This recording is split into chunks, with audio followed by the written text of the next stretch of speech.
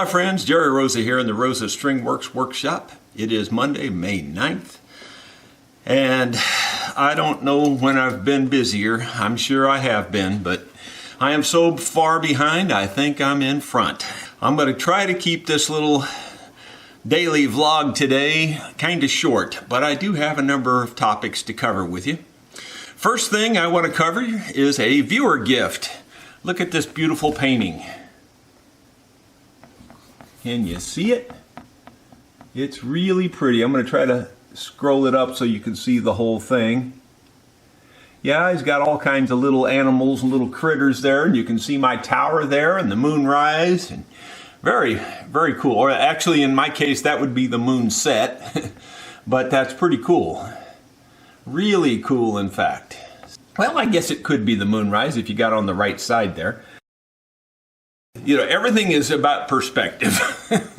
And you can see there, it's on a legitimate canvas, a legitimate frame. Very nice, very, very cool. And he wants to remain anonymous, but I'll just say his name is Jack and he's from Florida. That ought to keep you guessing. But thank you, Jack. That is beautiful. It's really a nice little treasure here. I love that. I'm going to hang that up here in a prominent place. So thank you. You know, Emeri was out all last week ill. I am hoping she'll be back today. I haven't heard officially whether she will or not. We are so far behind on orders that I am going to probably drop everything and just work on orders this morning if Emeri doesn't show up. In the meantime, I'll tell you a couple things. Number one, the road is cleared off now, so we can get in and out. Apparently it must have went down over the night. And for those of you who thought maybe there's a way we could fix the road, let me just explain to you. I just basically drove it to clear it off and get rid of the logs and things that float up on top of the road and lay there. And so I cleared it all off. There was exactly 7/10 of a mile underwater. At the deepest point, it was about 4 feet deep. I'll put the millimeter equivalents on the screen so you can see that for all my friends out there in millimeter land.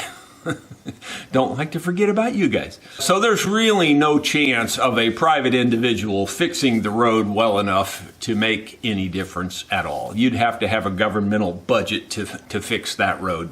In addition, I have a short clip on the martins that I just took this morning. I'm just going to show it to you because it's relaxing in my opinion.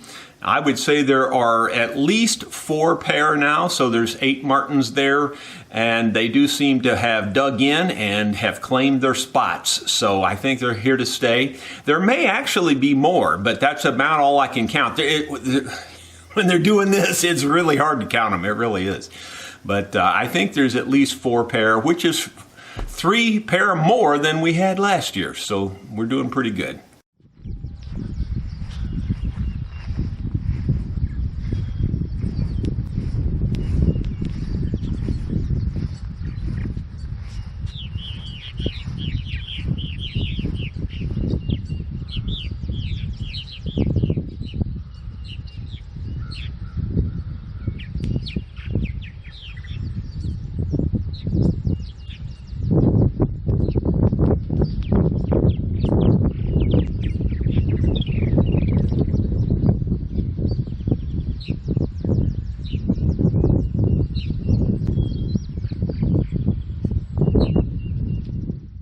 Well, hopefully that you enjoyed that and put you in a nice relaxed mood.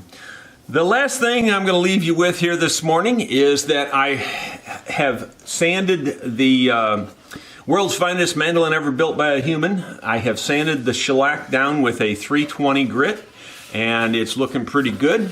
I started detailing the peg head because of course the peg head is not stained or anything on the back there, and I'm going to try to get all that stained and then I'm going to spray the whole thing with a good coat of the True Oil varnish before I go into trying to put the last little bits of binding on the mandolin.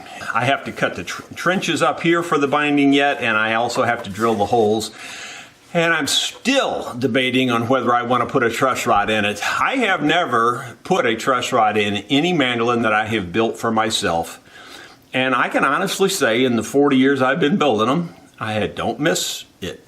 I don't miss the truss rod. I have never needed one. the laminated necks have been strong enough. I'm just debating on whether I still want to put one in here, because if somebody wants to make me a ridiculous offer to own this, they're going to want a truss rod in it probably. And so I'm tempted to go ahead and put a truss rod in it just to make it standard, because that's what people expect. But other than that, I would probably just leave it out. So I don't know. I'm still debating on that, and I haven't made up my mind one way or the other for sure. But I need to get off of ground zero on this too. I've got instruments backed up waiting on me to work on them. And, you know, with all the orders that we're backed up on, I am just kind of like last week. I was backed up in a different way, but now I'm backed up in an even worse way, at least from my perspective. Not to mention, I got a few other projects I'm trying to get going on just on the farm in general, and the weather's cooperating now, so I need to be doing those too. I just feel overwhelmed. And I don't think that feeling ever seems to go away anymore. By the way, tomorrow I'm going to start a new short segment, and it's going to be called Tech Tip Tuesday, and I'm going to try to keep this going, and it would be helpful if you guys could make suggestions on things you'd like to see. But I'm going to try to provide some little tip of something that I feel like it's my own unique tip, is what I'm hopefully going to try to find. I don't know if I have that many. But the one tomorrow is a unique tip that I haven't really seen anybody else do it this way. And I think if it's mostly a metalworking tip, I'll be honest with you, but you can use it and you can apply it to instruments, at least in the truss rod area. That's the only thing I'm going to give you as a clue. Anyway, I'm going to show you that tech tip tomorrow, so be looking for that. Thank you so much for watching. I'll see you tomorrow.